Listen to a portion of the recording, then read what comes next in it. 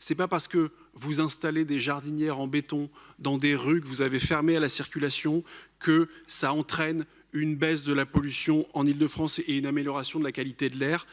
La baisse de la pollution au dioxyde d'azote provient d'abord et essentiellement de la modernisation du parc automobile et des efforts des constructeurs pour améliorer les moteurs, notamment les moteurs des poids lourds, pour développer des flottes de véhicules hybrides et électriques. Monsieur Aqua, les fameux méchants actionnaires des constructeurs qui mettent des véhicules polluants sur le marché, c'est faux.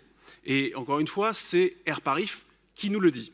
Cette amélioration aussi de la qualité de l'air provient également à 20% des progrès réalisés par l'industrie, la modernisation des systèmes de chauffage et finalement toutes les politiques de transition écologique initiées et encouragées par des normes environnementales qui sont toujours plus exigeantes.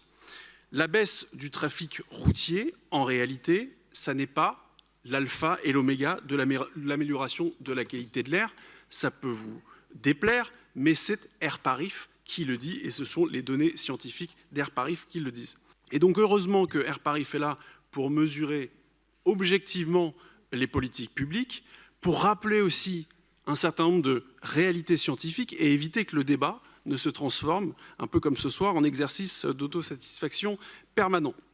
Paris a besoin d'Airparif, la région Île-de-France aussi a besoin d'Airparif, et c'est d'ailleurs pour ça que la région Île-de-France est le premier financeur, la première collectivité financeur avec 1,25 million de contributions annuelles, soit, pardonnez-moi du peu, 3 fois plus que la contribution de la ville de Paris, bien que le budget de la ville de Paris soit nettement supérieur à celui de la région.